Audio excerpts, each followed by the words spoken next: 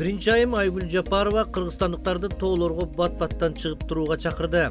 Президенттин жубайы өлкөнүн керемет жаратылышын сүрөттөп, тоолор адамга күч-кубат берерин айтты. Ошондой эле Айгүл Жапарова тоолорду багындырган жана ал жакта жашаган, иштеген кыргызстандык айымдардын эрдигин белгилеп, алардын ишин сүйүү жана берилгендик менен жасаганы шыктандырарын кошумчалады.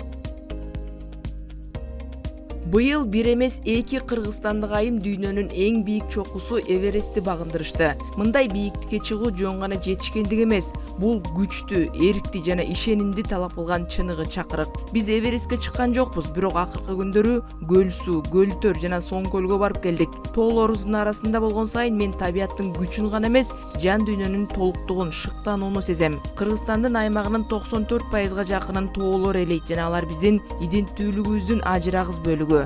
Кыргыз аялы катары мен бул байланышты өзгөчө сезем. Тоолор бул жөн гана жаратылыш эмес, бул биздин күчүбүз. Ар бириңиздерди тоолорго бат-баттан барууга чакырам. Алардын энергиясын сезип, асманды чагылдырган көлдөрдү көрүп, Кыргызстаныбыз кандай керемет экенин эсиңизге саласыз.